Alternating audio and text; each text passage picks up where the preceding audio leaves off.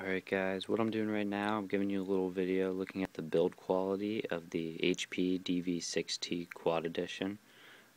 We'll start with the hinges. I think that's probably the most important part of a laptop. These hinges are actually a fairly solid design. They're a lot better than what you see on the Dell XPS and the Dell Inspiron models.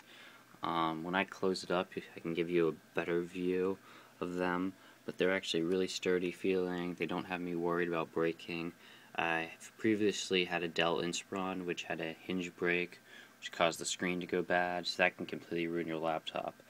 The keys, it's a really nice chiclet style keypad, really great for typing on.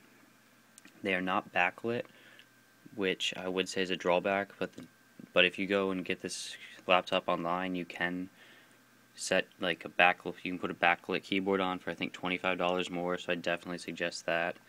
Trackpad's really nice and generous. Sometimes I use a mouse. I have a Logitech M305 here, which is pretty cheap, but the trackpad's extremely usable. 2 buttons up here, you can disable it, enable it. It's got a nice fingerprint reader right there, works pretty nice. You can see Core i7, Radeon graphics, running Windows 7. I'm up here, you get your Villian DV6, and there's your Beats audio insignia. There's the webcam. Webcam isn't that great, but it's definitely functional. When the laptop's closed up, you get this brushed aluminum look. It does kind of get fingerprints, as you can see, but with a cloth you can easily just wipe it off quick. This HP logo right here, when it lights up when the laptop's on, goes dark when the laptop's off, kind of almost like the Apple logo, but it's located down the corner instead. I'll take you back to the hinges. You can see they're pretty thick. They're pretty well built. They're not flimsy little things. There's one of the vents. This laptop has a lot of vents, which helps keeps it cool. See the battery laptop right there.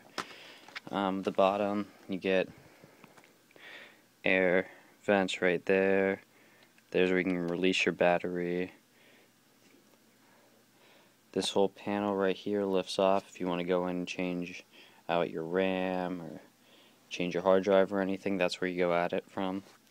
We'll look over on this side right here. Start with your power adapter. That's for a Kensington lock. Those are 2 USB 2.0 ports. There's my Blu-ray reader drive. The button's a little small, which can be annoying, but it's not too bad. I have small fingers though, but if you had large fingers, that could be pretty annoying. Front of the laptop, those are actually little speakers. They help the sound. The speaker sound of this laptop is great. Right there's your SD card. It takes the SDHC too, which is great because you can get more storage on there, and a lot of the newer cards are that set up, so you can read them. Here you have 2 headphone jacks and then a microphone jack. Now these are 2 USB 3.0 ports. That's really nice. You get really fast speeds out of them.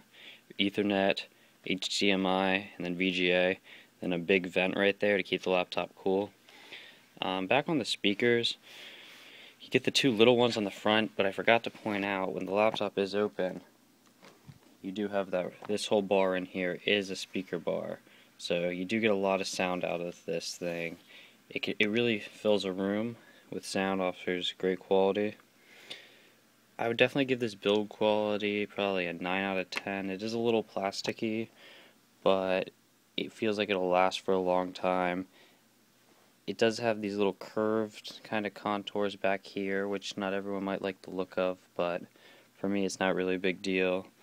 So I would definitely suggest this laptop to anyone looking. I've had it for about a year now. I don't think there's really no visible damage of any type. It's been, in and out of a laptop bag, a backpack.